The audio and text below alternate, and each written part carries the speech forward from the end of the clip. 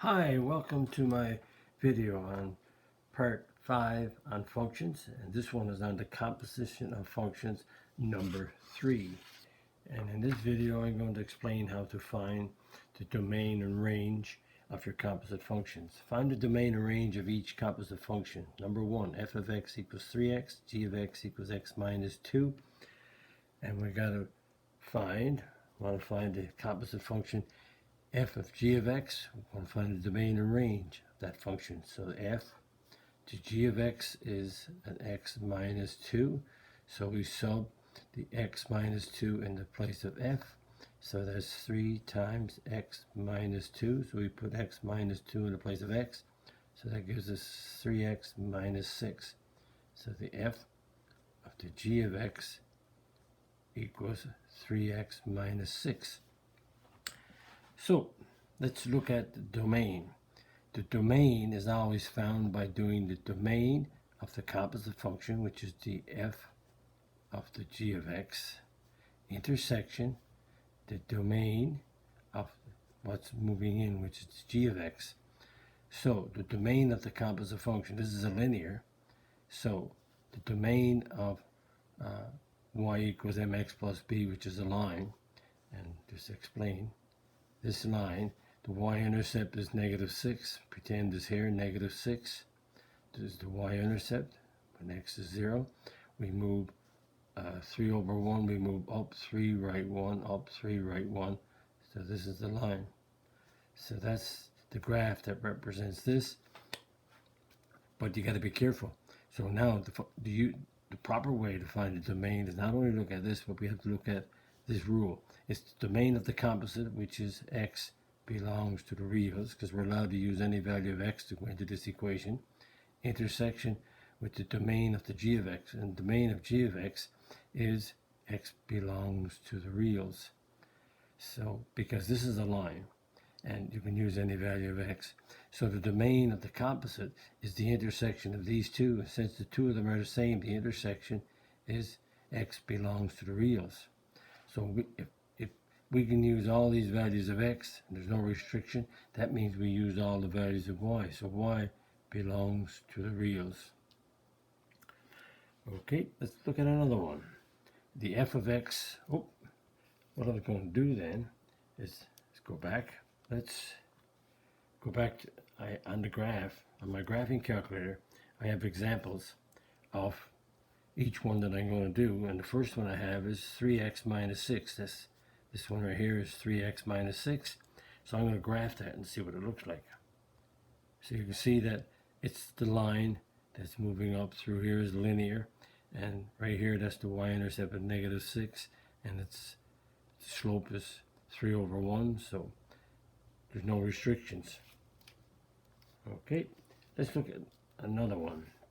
The f of x equals 1 over x, the g of x equals 1 over x minus 2, and we look at the composite function, the f of the g of x. The g of x is 1 over x minus 2, and we're going to take 1 over x minus 2 and sub it in right here. So that's 1 over x minus 2. So that becomes 1 times x minus 2 over 1, which is x minus 2.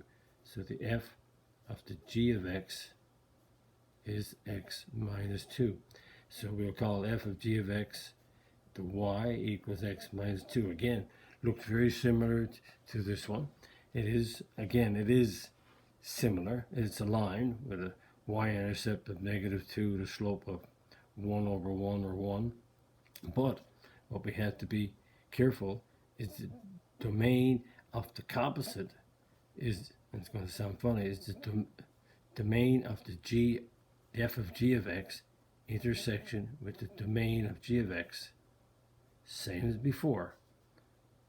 So it's always the domain of the composite and the domain of the one that's going in, which is the g of x.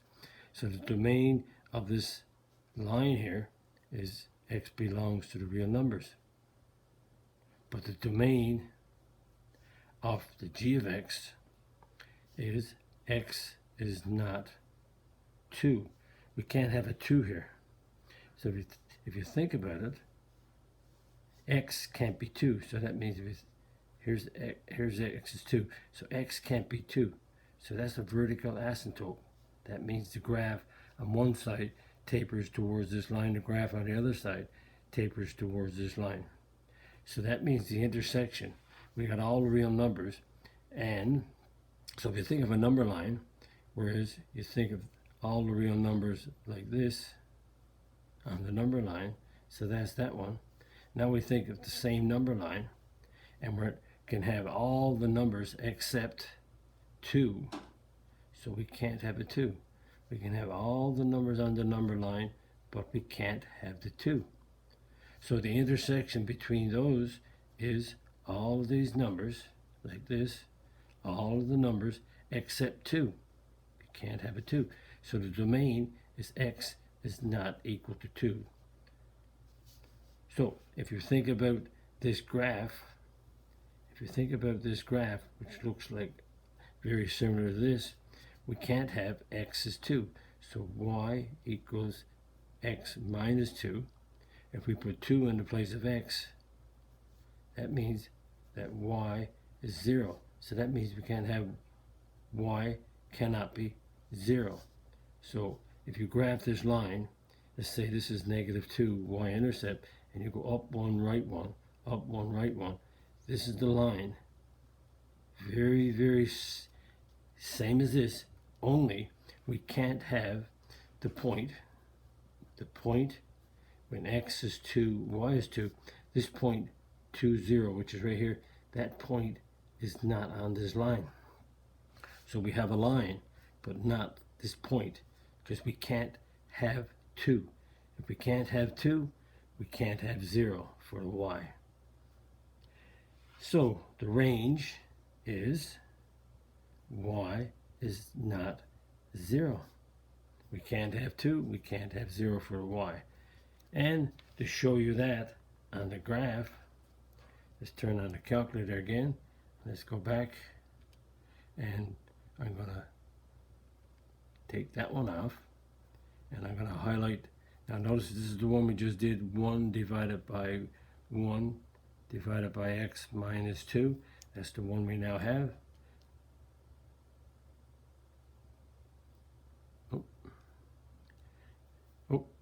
I'm back on. I didn't highlight it.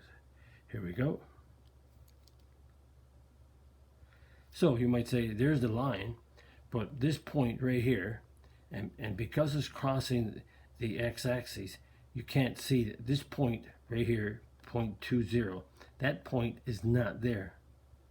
But because it's cutting the line, the x-axis is interfering with that point, so you think it's still there, but it's not. Okay. And I have to zero in on that point very, very closely, but again, because it's on the x-axis, you can't. You won't see it right now. But in future problems that I do, we will see it. Okay, let's do another one. Find the domain and range of each composite function. And here we have the p of x equals the root of x plus 2. H of x equals x squared. So we want to find the domain and range of this composite function, the h of the p of x. So the p of x is the root of x plus 2. So we're going to take the root of x plus 2 and sub it in h. So h is right here. So that's the root of x minus 2 being squared. And the root of x minus 2 squared is just, root of x plus 2 squared is x plus 2. So the h of the p of x is equal to x plus 2. So that's y equals x plus 2. Again, looking very similar to being a line, which it is, but we got to be careful. What is the domain? Well, the domain is, the domain of the composite is the domain of the h of the p of x intersection, which means it's going, and the domain of what's going in, which is the p of x. So the domain of this line is x belongs to the reals intersection. But now we got to look at the domain of the p of x. So because this is a root, that means, because that's a root, that means that x plus 2 got to be greater than or equal to 0. That means x got to be greater than negative 2. So all the values that fit in here are equal to negative 2 and greater, because you can't do the square root of a negative number. So that means x is greater than or equal to negative 2. So let me explain. If I drew the number line, so all the real numbers are all these numbers on the number line. So pretend that's the number line again. Now I'm going to shade these. So that's starting at negative 2, equal to negative 2, and greater. So all of these numbers, real numbers, are here. These numbers right here are starting at negative 2 and greater. What's common, intersection, what's common are all these points. And all those points are x are greater than or equal to negative 2. So that's the domain. So it's what we start out with, what the domain of this is going in, along with the intersection of the composite. So let's have a look at that. So what we have, and I'll look at it. Hold on now. I'm going to go down. I'm going to take off this one, and I'm going to highlight this one. Now I got this one highlighted, so that means this calculator is going to graph this one. That's identical to this one right here. So let's graph it. Notice the graph starts right here. This point right here is x is negative 2. Notice the x value. This, what I have worked out here, this is x is negative 2 and y is 0. So notice x is greater than negative 2 to the right. Notice y is going up. So your range is y is greater than or equal to 0. And let me explain that further so you can see that graph. So this graph, if you think about it, is the y-intercept is a plus 2. So the y-intercept is plus 2. But this graph starts at negative 2. So when x is negative 2, when x is negative 2, y equals x plus 2. When x is negative 2, y is 0. So this is negative 2, 0. So negative 2, 0 is right here. So this point is included in the graph, and the line goes up 1, right 1, up 1, right 1, up 1, right 1, etc. So this line is doing this. So based on that domain, x is greater than or equal to negative 2, y starts at 0, so the y is going to be, the range is going to be y is greater than or equal to 0. This is how you work out. Very careful. Notice what I'm doing. Now let's look at another one, number 4. The t of x equals x plus 5. The d of x equals 1 over x minus 8. So the t of x is x plus 5. So t of x is x plus 5, and we put that in d. So that's 1 over x is x plus 5 minus 8. So that's 1 over x minus 3. So the d of t of x is 1 over x minus 3. So y equals 1 over x minus 3. So what is the domain? Well, the domain of the composite is the domain of the d of the t of x intersection with the domain of what's going in, which is the t of x. So the domain of the composite is right here. So notice we got 1 over x minus 3. So x cannot be 3, because when you put 3 into your denominator, you get a 0 remainder, and you can't divide by 0. So that means in this equation we can put all the values of x in, but not 3. Intersection. What's the domain of the t of x? The domain of the t of x, that's a linear. So that's a line, so that x belongs to the reals. So again, this one, if this is the number line, we can have all of them except 3. So there's 3, so we can't have 3, but we can have every other number but 3. Can't have 3. And this one right here, if I drew the number line, we can have all the real numbers. So here's all the real numbers. So I'm graphing each one of them separately. I can't do them on the same line, so I'm doing them separately. So this is representing x is not 3. This is representing all the real numbers. So the shading is what's common. Well, every number here is common to the two of these sets except 3. So x is not equal to 3 is the domain of this composite. And the range, if x can't be 3, then now what happens if you put a number on the end of this? This is an asymptote, so when x can't be 3, that means that y can't be 0. So y cannot be 0. So if you put 3 and it's undefined, you can't do it. So y is 0 is an asymptote. So y cannot be 0. And there's a unit coming on that discussing how this works later on. This unit that I'm going to be doing, but I haven't got it done yet. But I'm trying to explain now. So what happens if I'll draw it for you. X is not 3. 1, 2, 3, 4. So there's 3. So x can't be 3. So there's the vertical asymptote. Now it says that y cannot be 0. So here's a horizontal asymptote. Again, you'll see more of these coming later. So how's the graph fit? Well, we got a vertical asymptote, horizontal asymptote.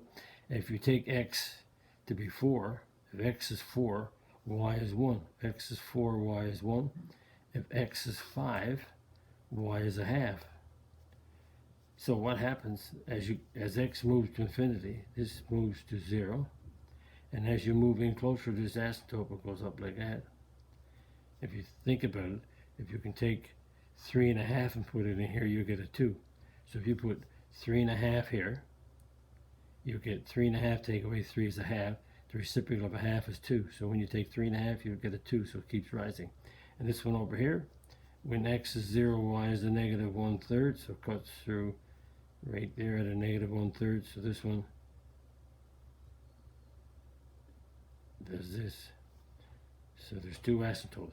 So if x goes to negative infinity, this is going to go to 0. If x goes to positive infinity, this goes to 0. So that's the graph. That's the graph of those two. Now let's look at that graph. Here, I'll bring back my calculator, turn it on, go back to the equation. I'm going to take the highlight away from that one and go into this one. There it is. So there's 1 over x minus 3. Again, this is 1 over x minus 3. So there it is. Let's graph this one. And you can see that there's the bends, and there's a vertical asymptote at 3, horizontal asymptote at y equals 0, and you can see the two shapes that are bent like this. One is doing this, the other one is doing this. Just wanted to show it to you on the graph. Graphing calculator helps you to see this. But again, you need a graphing calculator and experiment with it. Okay, let's try another one more. Find the domain and range of a composite function. This time we have the g of x, the log of x, f of x equals negative x plus 1. So the g of the f of x is negative x plus 1. And we're subbing that into g. So this is the log of negative x plus 1. So the negative x plus 1 got to go in the bracket. So this is the g of the f of x equals log of negative x plus 1. So that's, again, change the g of the f of x to a y. And I'll show you why I'm doing that. So what's the domain? The domain is the domain of the composite, which is the g of the f of x intersection with the domain of what's going in. So what's going in is the f of x. So what's the domain of the composite? Well, go down here. We have a log. So that means negative x plus 1. Negative x plus 1 got to be greater than 0. Can't be equal to 0. So if you make this equal to 0, you get a x is 1. But we can't do the log of 0, so it's got to be greater than 0. So negative x is greater than negative 1. Divide by negative 1, x is less than 1. So domain of the composite is x is less than 1. Intersection with the domain of the f of x. This is a linear, so that's a set of real numbers. So what's common? Well, let's look at, this is 1, so we're less, not 1, but less than. So it's all the values of x to the left of 1. And this one is a set of real numbers, which is all of them on the number line. So what's the intersection between these? Well, it's all these numbers, like this, except 1. So x is less than 1 is your domain. And if x is not 1, but in a log, what happens in a log, your restriction is on your domain, but your range is y belongs to the reals. What happens, and I'll explain it this way, if I take y equals the log of negative x plus 1 and rewrite y equals log is base 10. So we got a base, we have an exponent, and we have a number. So what happens is that we move the x to the left side, move the y to the right side, like that. Notice that we have x equals the negative of 10 to the y plus 1. So this is 10 to the y, and you got the negative of it. So notice that y is in the exponent. Because y is an exponent, y, you can put any number you want in the place of y, and there's no restriction. So that's why y belongs to the reals. And let's look at the graph of that. Let's have a look at the graph of that. Here we go. So I'm going to turn around, go back to the equation, and I'm going to, which one is highlighted? Oh, okay, that one is highlighted there, so I'll take that one away, and I'll go to the log, highlight the log. So here I am, the log of negative x plus 1. So I'm going to graph that. What happens, because of the spacing, we have to really close this in to make it refined, but this looks like it stops right here, but this is really, the vertical asymptote is at 1. You can't see it, but this goes down and down and down, getting closer to 1. It's getting closer to 1 because it says, remember, if you look at the information, x is less than, oh, did I say? I said less than, equal to. I meant to go less than, just less than. I put equal to here. This is x is less than 1. So looking at the calculator, you can't have a 1 because it's a vertical asymptote. So that tapers down there, but the calculator doesn't show it to you. So what happens is that you can't have 1. So let's pretend that's 1, that's 2. So there's the vertical asymptote, like that. So that's x equals 1. So the graph, as x goes to the left, this is y is positive. So it moves up like this. When x is 0, y is 1. So that's this point here. So it does this, going along down like that. But your graph doesn't show this going all the way down. Again, bring it back. It doesn't show it to you all the way down because it gets so close that it doesn't do it. So that's explaining the domain and range. Again, the domain is the intersection between the domain of the composite and the domain of what's going in. Hopefully that will make it a better understanding of how to find the domain of a composite, which also affects the range. And that brings us to the end of this video. If you like my video, click on the like button, click on the subscribe button. If you're not a subscriber, visit my math website, www.mathfullyexplained.com. Notice that it's one word, Math Fully Explained. To find more information about me, look at this website and you'll find more information about me, my video, and the content. That's the content on my YouTube channel called Math Fully Explained. Thank you for viewing my video. Hope the video helped you. Bye-bye.